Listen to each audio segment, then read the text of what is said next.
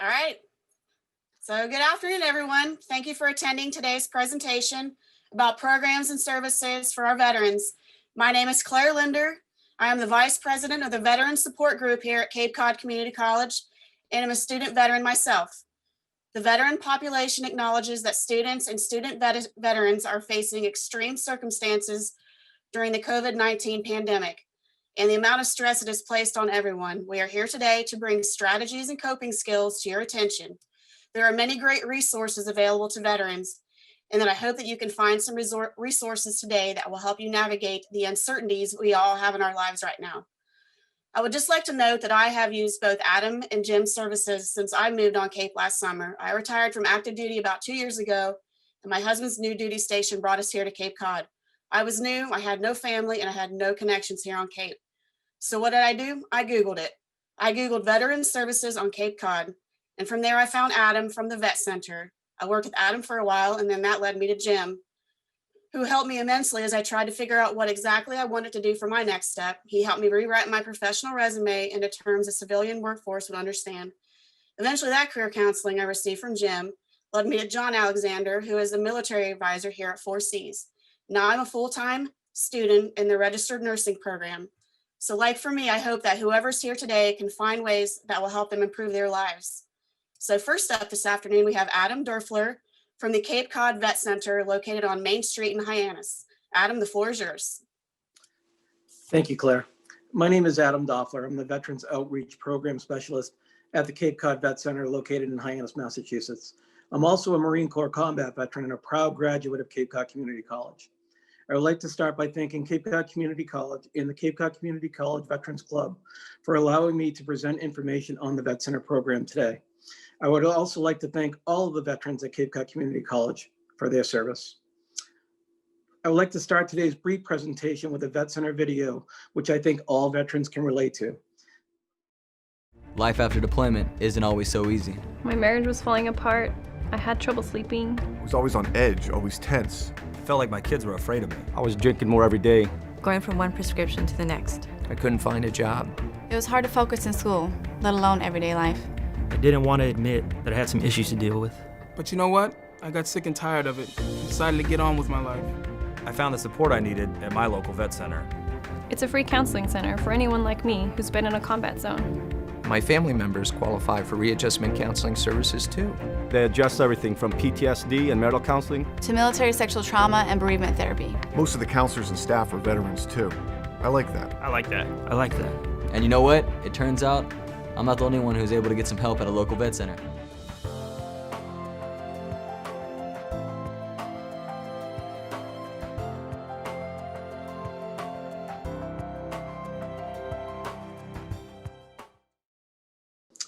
As the video shows, life after the military is a readjustment and full of new challenges. First slide, please.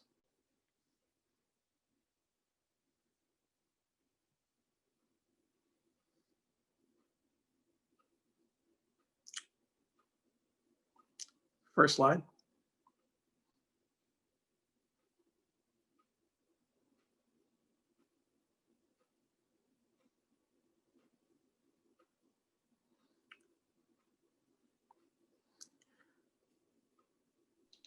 The slide is up, Adam. I don't know if you can see it. Oh, there. I'm sorry, I can't see it. That's okay. Okay. The Vet Center is a community-based PTSD mental health clinic that provides a broad range of readjustment counseling services for eligible veterans and their families. Eligibility for Vet Center services include combat veterans, active duty soldiers, veterans who have experienced military sexual trauma, and drone operators. Vet Center services are also free and confidential, and you do not need to be enrolled in VA healthcare to receive Vet Center services. The Vet Center also provides outreach collaboration to connect the veterans with federal, state, and nonprofit veteran organizations, employment referrals, and community education. Next slide, please. Confidentiality for our veteran clients is our highest priority. Our records are independent from the VA and the Department of Defense. We can look at their records, but they cannot look at ours. No records will be released without a signed release of information by the Vet Center. Vet Center counselors are mandated reporters, so they are authorized to release information under certain crisis situations. Next slide, please. There are over 300 vet centers in the United States and 7 in Massachusetts. The Cape Cod Vet Center is the closest one to Cape Cod Community College at 474 West Main Street, Hyannis. Sometimes I hear veterans say that they cannot get an appointment because of their work or school schedule. The Vet Center program understands that and has non-traditional evening hours on Tuesdays and possibly going to Wednesday. It depends on the amount of veterans that need that service. So something else to keep in mind. Next slide, please.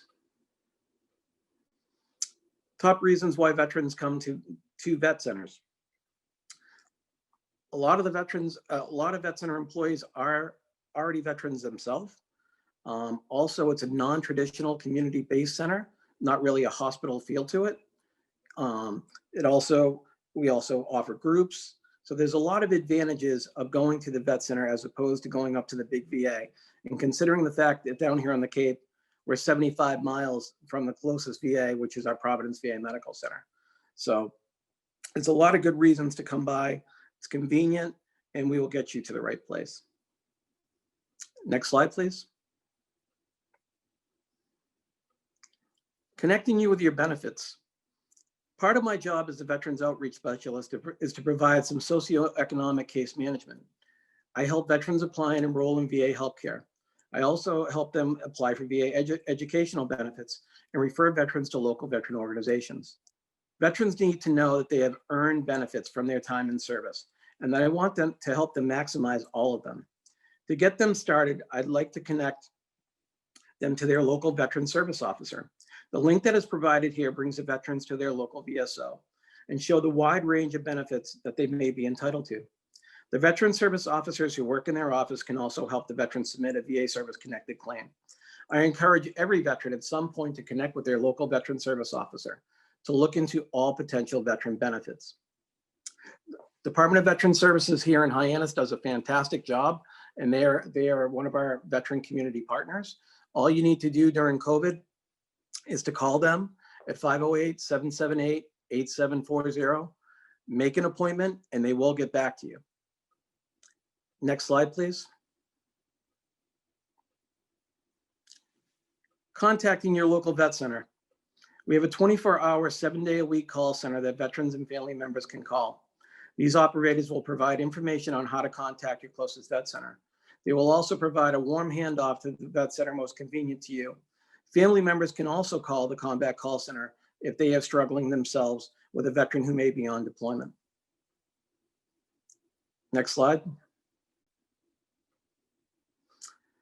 And finally, in collaboration with the Veterans Group at Cape Cod Community College, starting in December, I would like to start a veterans virtual meeting with Cape Cod Community College students. This would be an avenue to reach out, to get their questions answered, and to be heard about some of the issues that they may be having, especially during COVID-19.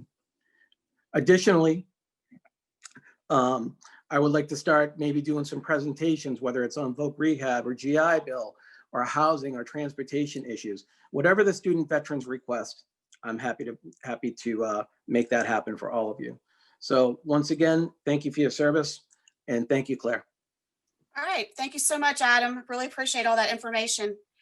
So next up, we have Jim Gouzias, who is from the MassHire Cape and Islands Career Center, which is located on North Street in Hyannis. Jim is the MassHire's Veterans Employment Representative. So the floor is yours, Jim. Thank you, Claire.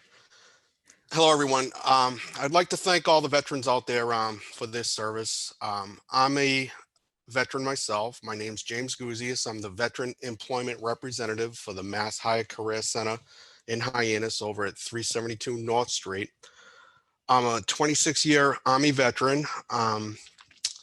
As such, I did a full career in the military, and I found myself in the same place that a lot of veteran job seekers find themselves transitioning out of service. And Claire, I think you can attest to that. We talked about that extensively, comparing our common issues coming out of the service.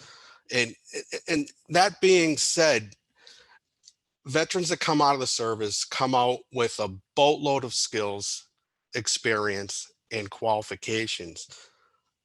The biggest issue with a veteran transitioning back into the civilian work arena is translating those skills. And we experience, at least I did anyways, a lot of anxiety as far as how do we translate those skills and how do we fit into the civilian work environment based off of what we came out of the military with. And that's a heavy load. It really is when you sit down and try to understand everything that you did in the military, and then all of a sudden, how do you figure out that aspect of what you did in the civilian world? How does a tanker, for instance, translate the skills that they experienced doing their job, which encompassed many tasks that you can translate to the civilian world in real world jargon, let's call it, in order for an employer to understand what their capabilities are. With that, that's my job. My job is to help a veteran with that transition, or at the very least, help that veteran understand what they did and how that relates in the civilian sector, and how we can quantify that or get it down on paper. I think the majority or the main issues with veterans coming out of service now is how do they translate those skills. So my job is employment counseling. I'm also a career planner. I help veterans career plan. I help veterans figure out what their employment goals might be. Some veterans, they really don't know what their goals are, or some have an idea, but with that idea in hand, I help hone that in, draw a little bit more focus on where they want to be or where they need to be, do a little reality checking within that process. So as the veteran employment representative, I work with veterans. I specifically work with veterans that have significant barriers to employment. Those barriers might include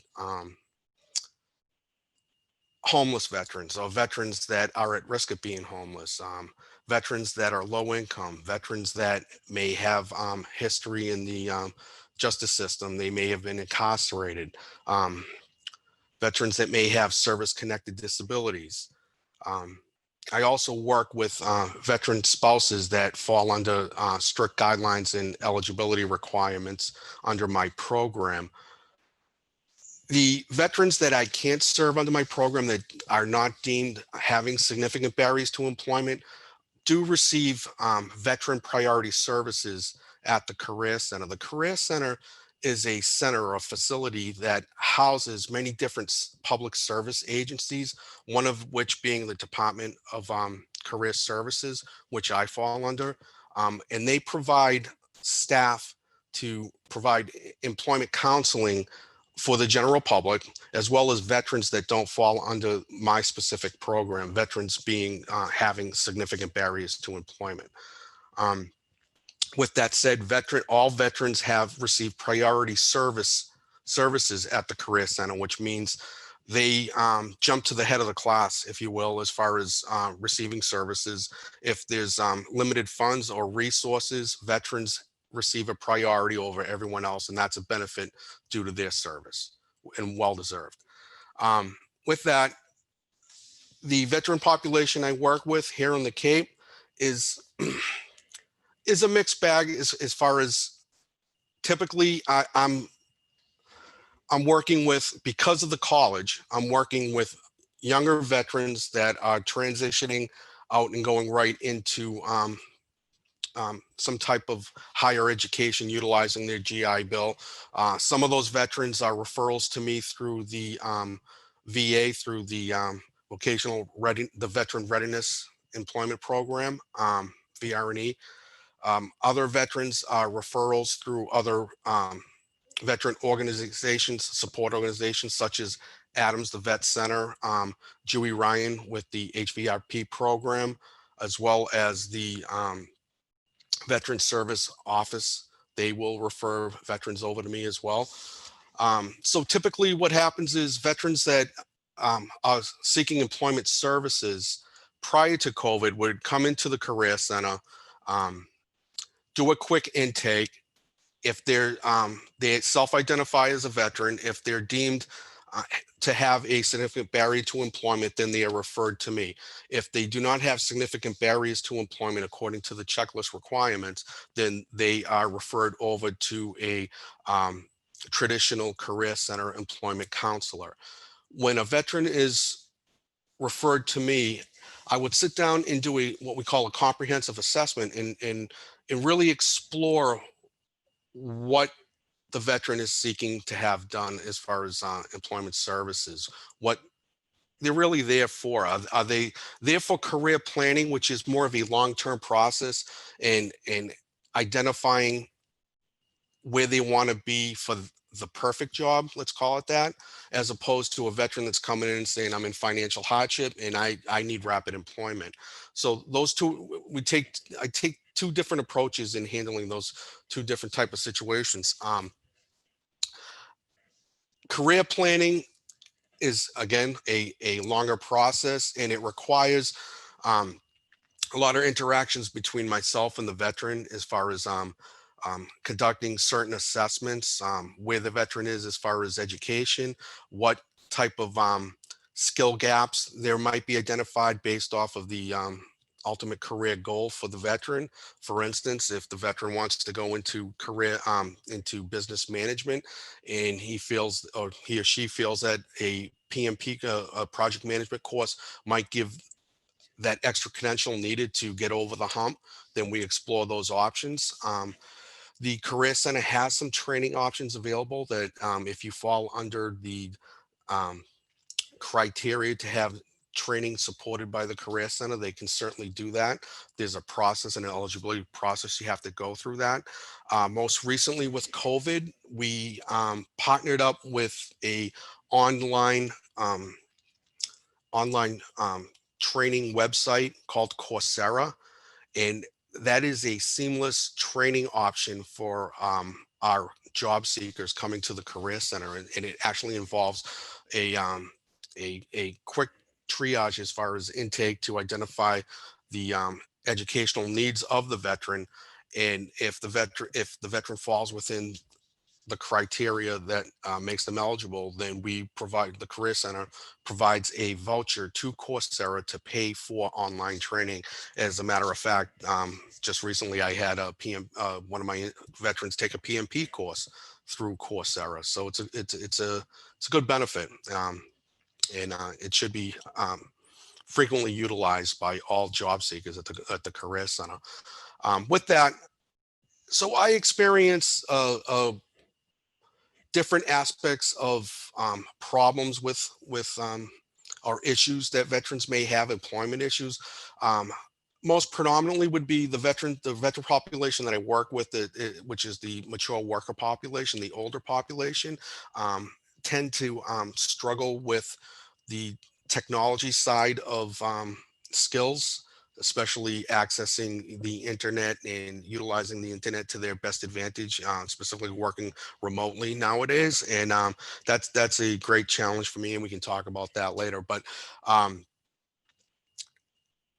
those type of issues are identified through the assessment process. We develop a service plan in order to address those needs. I not only address needs for skills, education, but also I look and explore at the individual's capacity to cope with stress.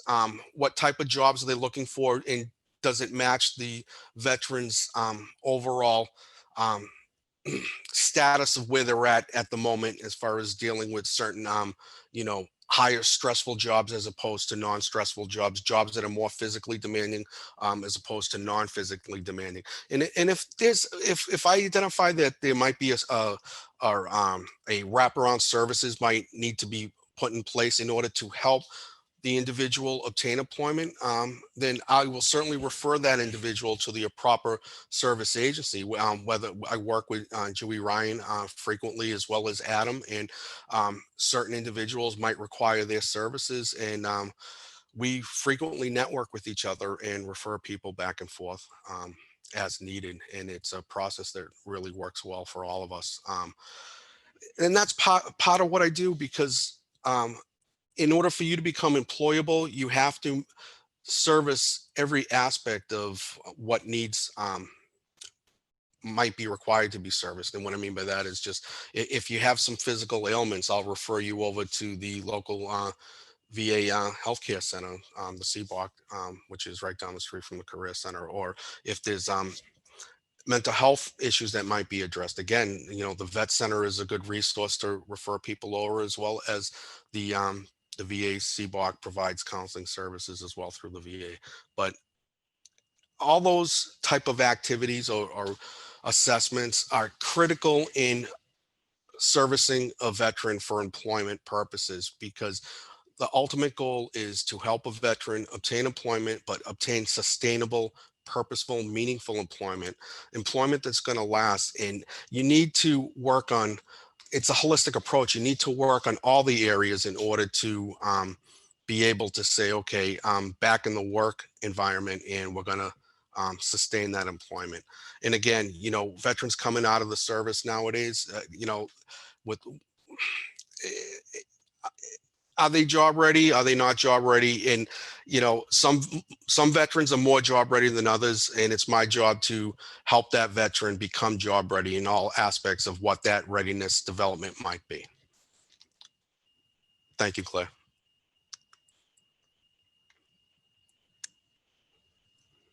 All right, thank you so much, Jim. All right, next we have Julie Ryan from the Massachusetts Military Support Foundation. She is the coordinator for Jobs for Vets and the Homeless Veterans Reintegration Program. Welcome, Julie. Thank you, Claire. And thanks, Jim, for giving actually a great transition into what I'm going to speak about today.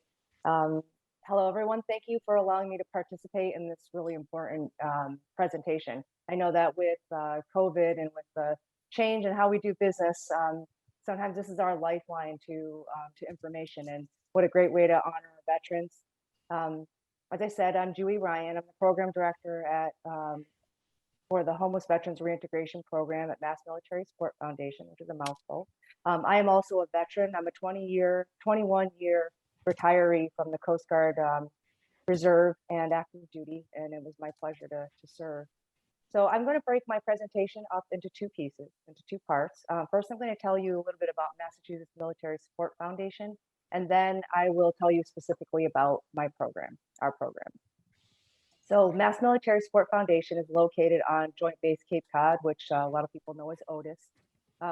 We began as a foundation, a military support foundation that really supported Cape and Islands veterans and military families, and supported them through different kinds of events for children, and as well as some food subsistence. And what happened is, during the government shutdown 2018, there were a lot of active duty families here that weren't getting paid, that were finding themselves suffering from food insecurity.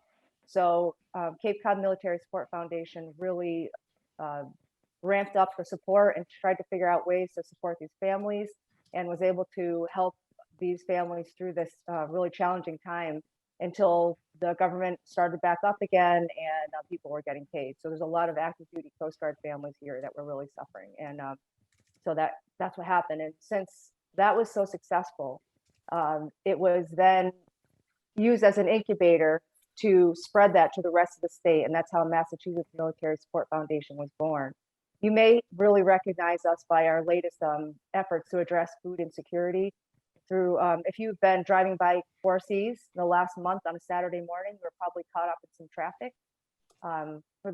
We've been taking part in the Farmers to Families food initiative. And each Saturday for the last 4 or 5 weeks, we've been giving out 1,050 food boxes to families around Cape Cod that were not just veteran and military families, but residents of Cape Cod. Specifically, during this quarantine and during this COVID crisis, we have 3 brick and mortar empowerment centers located around the state, which look like little grocery stores, and they were essentially food pantries for military and veteran families that we would give away food. Well, once COVID happened and everything was shut down, we ramped up and we innovated, and we set up these drive-through food distribution events, specifically out of Gillette Stadium out in Foxborough. You'll see 3.8 million shelf-stable meals were distributed to veterans in 120 days. To date now, we have 5 million shelf-stable meals that have been distributed. 23.5 million pounds of food to veterans, military families, and other nonprofits serving veteran families, and that includes the Farmers to Families food initiative as well. Over 12,000 winter coats and cold weather gear was distributed to homeless veterans. This year, we're on track to give out 35,000. And we've also done household repairs for veteran and military families, fuel assistance, furniture, emergency replacement appliances, and home modifications. So the biggest impact we had really was on addressing the food insecurity. Next slide, please. What's coming up? What are we doing now? We're going to continue where we've been successful. We have drive-through distribution events throughout the state. You may have seen them. We have one in Sandwich. We've had one over at the Vet Center hosted by Adam's organization. And we've had them also. We're actually going to start one this Wednesday out in Orleans at the Cape Cod 5. That will actually be part of the Farmers to Families initiative. So that won't just be for veterans and military families, but if you register and you go to our website, you can register to take part in that. We'll also have some Thanksgiving Day meal kits. That information is forthcoming. I'll send you over to our website to keep an eye on when that will be scheduled. Our Facebook page is very well updated with all of these events for the distribution events, as well as the farm to table or the Farmers to Families issues. And then Operation Santa pop-up drive-through event. In the past, we've had simultaneous children's Santa, kind of gift distribution parties. This year, obviously, we're going to have to change that. We're going to be basing that out of the Cape, and more information will be forthcoming. Next slide, please.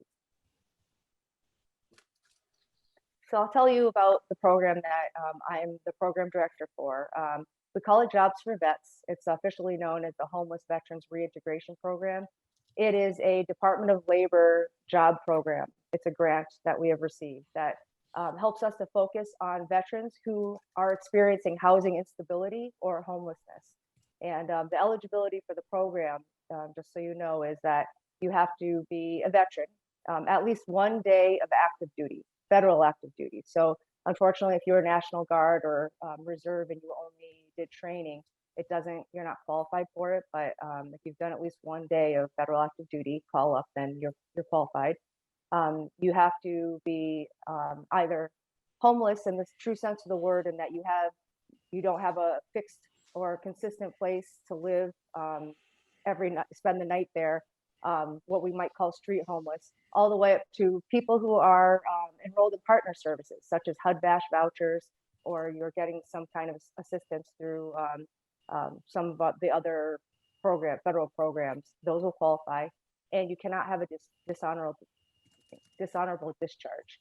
So those are the qualifications for the program, the eligibility. But the focus that we have on this program is to really take a look at what the veterans have, what experience that they have, that they gained in the military, and that they've also gained in their civilian lives, and take a look at how to find some meaningful and lasting work, not just the right now job that you might need to do, but do you want to become a nurse? Do you want to, as Jim talked about, do you want to get your project management certification? Take a look at where you are now, where do you want to go? What is that delta? What is that difference between where you are and where you want? And how do we address that? And before we even get to there, we take a look at what your needs are. You're not going to be able to focus on getting a job and keeping a job if you are hungry, or if you don't have a place to live, or if your mental and your physical health needs haven't been addressed. And that's where these two gentlemen that I've been able to work with have come into play. We take a look at what you need and identify the services that we can refer you to them, and then take a look at what kind of jobs we can work on. So specifically what we do here with our program is we will help you with career guidance. We will help you with resumes, cover letters. We'll help you search for the job. We'll even help you with interview skills and clothing needs if you need to. And then we have a network, a really vast network of employers that we do business with that sponsor us, that are wonderful partners for the Mass Military Support Foundation. We can help you we won't vouch for you necessarily because you kind of have to sell yourself, but we can help your resume get looked at. There could be hundreds of applications that come in for a position, and you might not get seen by the hiring manager if there's a lot of volume, but we might be able to make a call and work with our partners to see if we can at least get your resume looked at. And then it's up to you, sell yourself at that point. After that, sometimes the hardest part of the whole process is not finding the job, but keeping the job. So after you get a job, we'll provide post-placement adjustment assistance. So, I didn't understand what to do with this, or I'm not sure how to work this particular aspect of the job. You can call me and I'll provide that kind of counseling. So really the best way I can describe it is we provide very supportive case management to the veterans that work with us, because not everybody is able to deal with every situation. And if you came out of the military and you had some adjustment issues, sometimes you just need a little bit of support. And the wonderful thing I think about this panel is that we all have served in the military and we understand what the challenges are coming out of it. Everyone's challenges are different, but we acknowledge that there really are challenges. So that's an important philosophy on how we go about helping the veterans in our program. And they were kind enough to put up the websites there. I highly encourage you to go to the Facebook sites. They are, as I said before, they are updated, and all the new information about drive-through events and any of the events that you or your families can take part in are listed there. I would be really remiss unless I told you that our motto is serving those who serve us, and that really begins at the top. Our president, Don Cox, is the hardest working person here at the foundation, but right after him is all the 700 volunteers that we have throughout the state, who really, if you're ever going through any of these distribution events, you're going to see these happy, cheery people who are giving up their Saturday mornings, giving up their time to distribute boxes to these families who are experiencing food insecurity. Thank you, Claire. Great, yes, that wonderful news, definitely for all the food insecure families that we have around the area. I have seen the lines at the college for the box handoffs, and seems like it's really going to help out a lot of people. And plus, with the holidays coming up, this is a really stressful time for everybody, not just a veteran. So I know anything can help right now for sure. So right now we're going to have, I'd like to thank everybody, the three presenters. Thank you for your information. So now we're going to we have a few questions that we're going to put out for a roundtable discussion. So I think the first one I'm going to ask is for Adam, actually, and then anybody else who has any other information. So Adam, so many veterans find that the VA can be difficult to interact with, or frustrating or hard to understand. How can a veteran find out what services they're eligible for? Well, I mean, I think a big part of this is, and you'll hear me say this a lot in different presentations, it's about connections and relationships. We really, the hardest part is, trust. So to me, as a combat Marine, when I go in to ask somebody for help, it's an oxymoron to do that. So I just want to get two fundamental questions answered when I do that. And those questions would be, do you care about me? And do you trust me? So as an example, if a veteran walks in and says, walks into a mental health place just looking for benefits or anything of that late nature, VA home loan, et cetera, we have to make that connection to say, yes, I have some information for you. Let's have a seat. And then having that connection, making that connection right there to show that level of care, get them hooked up with a home loan. Oftentimes veterans who are struggling will then talk about, some needs that they may have. So as part of the service, we give them a multitude of different agencies to reach out to, starting with the Veteran Service Officer, starting with Jim's office if they're looking for employment, SSVF for Dwayne. So I have all of that information, which I'd be happy to provide to John and the college. You can also go online, but I think the VA meant well by putting everything online. But if you Google VA benefits, there's 700. you don't even know what you're looking for. It's overwhelming. So what I would say is connect with your military veteran advisor at your college. John's very well informed on where to send the veteran to. I think that's the easiest way to do it. And then, if you do, go online and you are interested in something specific, reach out to me and I'll get you more information on that program. I would have to add to that as far as, I think, just like what Adam was saying, as far as there's so much out there, and it can be overwhelming as far as what resource to actually look into or access. And I think one of the key things veterans should consider is not giving up and not looking at everything as a whole and say, okay, there's just too much here. I'm not even going to bother. I'm not going to try. Especially when again, if you're looking at a screen and you're seeing 500 different things listed as far as resource, and you don't even know where to begin. What I try to do with the veterans I work with is just say, okay, when you feel overwhelmed, just take it one chunk at a time and hone in on a specific issue that you want to address. And as far as finding the right service provider for that, always ask the question to everyone you're talking to, because everyone's going to have a different take or a different resource that you can get referred over to as far as, maybe the specific help you're looking for. So I tell most of my veterans is not to give up. Don't get frustrated. If things become overwhelming, just step back a little bit, take a breath, and then just look at it again and ask yourself, okay, who else can I ask about this if I'm not getting the answers that I'm looking for? And 9 out of 10 times, if I don't have an answer, I can call Adam or Julie and say, okay, do you know anybody that might be able to have a line on this issue? And more often than not, you can find that service provider. So. Yeah, I know I personally fell victim to that frustration when I first retired. It was like, I just want to give up. But that's good advice, Jim. Just kind of step back, take a deep breath, and then go back in and, find those benefits that we earned. We earned these benefits. We just have to educate ourselves and find them. So the next question I'll start with Julie is, how has COVID, I know you touched on a little bit, how has COVID really affected the services that you all can provide, aside from what we've already talked about? Thank you. Absolutely. It's since our largest and most significant program is the Food for Vets.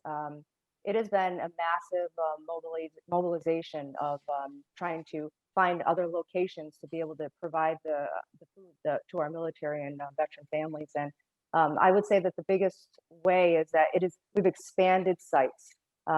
They're all over the state now. From Western Massachusetts all the way. This Orleans distribution site is brand new as of last week. So that will happen on Wednesday. I think I found out about it today. So that continues. Specifically, you can contact Mass Military Support Foundation either through the Facebook or online. We have a contact form, and somebody will get back to you, whether you're having difficulty registering or whether you're trying to find out where new events are. That's the biggest thing. And then with our program, really, I put a premium on trying to do face-to-face counseling sessions or face-to-face interactions. So really trying to practice safe COVID practices, using the face mask and keeping distance. But it's, we're trying to be creative about that as well, maximize technology. But I'll tell you, a lot of the older veterans I'm working with, I don't love using Zoom and always being on the phone. So we really do try to do as much in-person interaction. Awesome. Anybody else want to, Jim or Adam? Yeah, well, I think we're all experiencing the same challenges in today's COVID world as far as how do we provide the best services we can without having that face-to-face interaction. Now, I have to speak for myself. I personally work best one-on-one with individuals face-to-face. You having a feel of the situation, understanding where a veteran's at. You can't replace having that physical presence as opposed to trying to work through the computer or over the phone. With that said, we have to adapt and we have to work around these issues. What we have done at the Career Center is we've limited access to the general public to the Career Center on a as need. Unique situations are by appointment only, but generally speaking, the general public's not allowed to go into the Career Center, which forces most of the career counselors, the employment counselors, to work remotely. And that's what I've been doing predominantly, is working remotely with my clients. Again, not the most ideal way to conduct business, but you have to adapt. And working remotely via the phone, predominantly over the phone for me, because of the tech issues with Zoom and working through the computer. So my predominant work is done through the phone. And with that, it requires a lot more attention to detail as far as motivational interviewing, if you will. You have to really draw the conversation from your veteran, as well as provide good listening skills in order to really hear what they're saying, because you need to compensate for not picking up on different tells that you would normally pick up through affect and in your physical presence with that individual. So yeah, those are the typical challenges I've seen. Well, that's why I came up with that virtual presentation idea for the students at the college that I'm going to start in December. And certainly happy to have Jim and Joy jump along with me as well. And we'll see how that goes. But yeah, I think this is going to go on for a while. Unfortunately, my office currently right now, same as Jim's, no one's allowed in the building. All the counseling sessions are done by VA Video Connect, which is secure. But yeah, it's going to be a process. But at the very least, if we can start this virtual thing, please promote it to the student veterans. I think it will be good. Yes, Adam, that was actually one of the questions we got through the Q&A, was what type, if any, group sessions are going on during COVID? And that was for you, Adam. At my office, you mean? Well, I know you used to do group sessions at the vet center. Is there any sort of group meetings going on right now, or is it just the individualized through the VA Connect system? They were allowing group at the synagogue in Hyannis, but that just recently got changed because the status of COVID went from Bravo to Charlie, which is because of the uptick. Not really much going on for groups currently, other than they do have a women's veterans group that's going on virtually. So that is one thing. We also have a Vietnam veterans group going on, but other than that, we really kind of limited in scope at this point. Okay, awesome, thank you. All right, so we did get a question for Jim. One of our listeners is getting ready to finish their certificate program for next month. What can this person do ahead of time to get their resume ready? And how can they get in contact with you to look it over? Great. Well, yeah, I absolutely love that question. First, I would ask you to gather up historical data as far as your education history, your work history as far as where you've been prior to going to school, and to include your military history, your work history. And you don't have to get data put together in the format of a formal resume, because we can do that together. Because a lot of individuals get wrapped up on trying to make a perfect document before they come and see me. And honestly, if you have the raw data ready to go, that's half the battle. What's missing 9 out of 10 times is individuals tend to put, their tasks and duties of what they did at a job, but they forget to put down, okay, what did that achieve by doing that task? For instance, I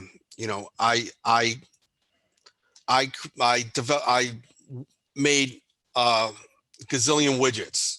Okay, by making a gazillion widgets, what did that produce? Did that increase revenue by X amount of dollars? If so, quantify that. You always want to have a metric or a qualification of what you did in those tasks and duties to show what you did for that company to make that company better or that organization better, whatever it might be.